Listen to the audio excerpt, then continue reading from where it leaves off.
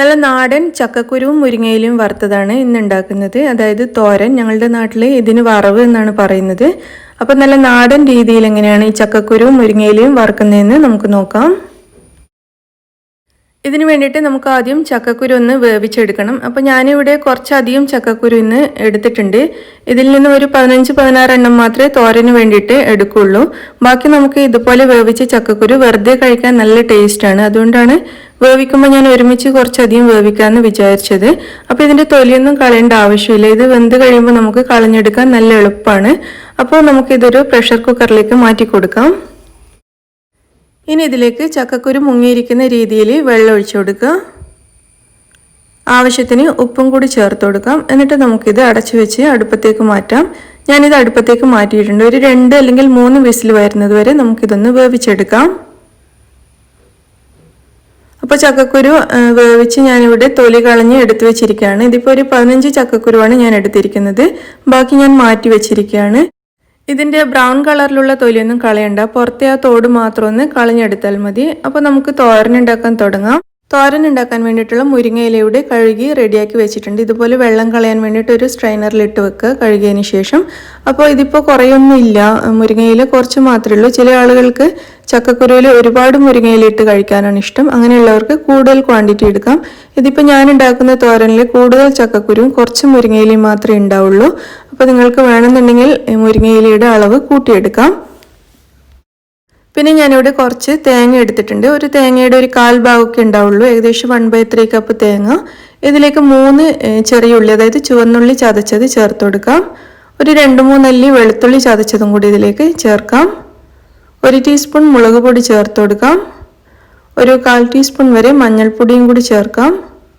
ഇനി ഇതിലേക്ക് ചേർക്കുന്നത് ഒരു 1/4 ടീസ്പൂൺ ചെറിയ ജീരകം പൊടിച്ചതാണ്. എന്നിട്ട് ഇതെല്ലാം കൂടി നന്നായിട്ടൊന്ന് മിക്സ് ചെയ്തെടുക്കാം. സ്പൂൺ വെച്ചിട്ട് നന്നായിട്ട് മിക്സ് ചെയ്യാം. അപ്പോൾ ഇതിവിടെ റെഡി ആയിട്ടുണ്ട്. ഇനി നമുക്കൊരു പാൻ അടുപ്പത്ത് വെച്ചിട്ട് ചൂടായി വരുന്ന സമയത്ത് അതിലേക്ക് കുറച്ച് വെളിച്ചെണ്ണ ചേർത്ത് കൊടുക്കാം. ഏകദേശം 1 ടേബിൾ സ്പൂൺ വരെ വെളിച്ചെണ്ണ ചേർക്കുക. ഇതിലേക്കൊരു 1/2 ടീസ്പൂൺ കടുക് ചേർത്തിട്ട് പൊട്ടിച്ചെടുക്കാം.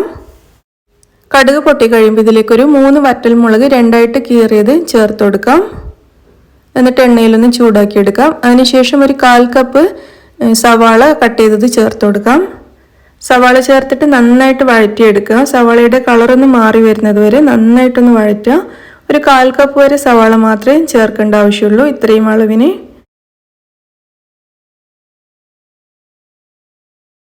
സവാള നന്നായിട്ട് വഴറ്റിയിട്ടുണ്ട്. ഇനി നമ്മൾ വേവിച്ച് വെച്ച ചക്കക്കുരു ചേർത്ത് കൊടുത്തിട്ട് ഇതിലേക്ക് നന്നായിട്ടൊന്ന് മിക്സ് ചെയ്തെടുക്കാം. അതിനുശേഷം നമ്മൾ കഴുകി വെച്ച മുരിങ്ങയില കൂടി ഇതിലേക്ക് ചേർക്കാം. എന്നിട്ട് ഇതെല്ലാം കൂടി നന്നായിട്ടൊന്ന് ഇളക്കിയെടുക്കാം. മുരിങ്ങയില ചേർത്തിട്ട് അടച്ചു വെച്ച് വേവിക്കേണ്ട ആവശ്യമൊന്നുമില്ല. മുരിങ്ങയില പെട്ടെന്ന് വെന്ത് കിട്ടും. ഇതുപോലെ ഇളക്കി വേവിക്കുന്നതാണ് നല്ലത്. അടച്ചു വെച്ച് കഴിഞ്ഞാൽ മുരിങ്ങയിലയുടെ കളർ മാറും. മുരിങ്ങയില ചേർത്ത് ഏകദേശം 1 മിനിറ്റ് ഒന്ന് ഇതുപോലെ ഇളക്കി വേവിച്ചതിന് ശേഷം നമ്മൾ റെഡിയാക്കി വെച്ച തേങ്ങക്കൂട്ട് ഇതിലേക്ക് ചേർത്ത് കൊടുക്കാം. ഇനി ഇതെല്ലാം കൂടി ഒരുമിച്ച് വേണം ഒന്ന് ഇളക്കി വേവിച്ചെടുക്കാൻ വേണ്ടിയിട്ട്. ഒരു 2-3 മിനിറ്റ് സമയം ഇതുപോലെ ഇളക്കി വേവിച്ചെടുക്കാം. ആ സമയമാകുമ്പോഴേക്കും മുരിങ്ങയിലയും തേങ്ങയും ഒക്കെ കൂടി നന്നായിട്ട് വെന്തിട്ടുണ്ടാവും. അപ്പോൾ നമ്മൾ ഇതുവരെയും ഇതിൽ ഉപ്പ് ചേർത്തിരുന്നില്ല. അപ്പോൾ ആവശ്യത്തിനുള്ള ഉപ്പ് ഈ സമയത്ത് ചേർത്ത് കൊടുക്കാം. ചക്കക്കുരുവിൽ ഉപ്പ് ചേർത്തിട്ടുണ്ട്. അപ്പോൾ അതും കൂടി നോക്കിയിട്ട് കുറച്ച് മാത്രം ഉപ്പ് ചേർത്താൽ മതി. എന്നിട്ട് അടച്ച് വെക്കാതെ ഇതുപോലെ ഇളക്കി ഒരു 3 മിനിറ്റോളം നന്നായിട്ട് വേവിച്ചെടുക്കുക. അപ്പോൾ ഇപ്പം നമ്മുടെ മുരിങ്ങയിലയും തേങ്ങയും ഒക്കെ കൂടി നന്നായിട്ട് വെന്തിട്ടുണ്ട്. ചക്കക്കുരു ഓൾറെഡി വെന്തതാണ്.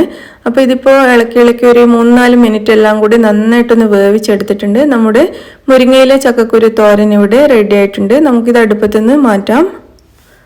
അപ്പോൾ നമ്മുടെ നല്ല ടേസ്റ്റി തോരൻ ഇവിടെ റെഡി ആയി കഴിഞ്ഞു. നല്ല എളുപ്പമാണ് ഉണ്ടാക്കാൻ വേണ്ടിയിട്ട്, നല്ല ടേസ്റ്റുമാണ്. ചക്കക്കുരു ഇഷ്ടമുള്ള എല്ലാവർക്കും പറ്റിയ ഒരു അടിപൊളി തോരനാണ്. നിങ്ങളെല്ലാവരും ട്രൈ ചെയ്ത് നോക്കുക. ഈ ഒരു രീതിയിൽ തന്നെ ഉണ്ടാക്കണം ചക്കക്കുരു മുരിങ്ങയിലയും തോരൻ. ഒരു പ്രത്യേക ടേസ്റ്റാണ് ഇതിന്. അപ്പോൾ നിങ്ങൾക്കിത് ഇഷ്ടമാണെങ്കിൽ ലൈക്ക് ചെയ്യാനും ഷെയർ ചെയ്യാനും മറക്കരുത്. താങ്ക്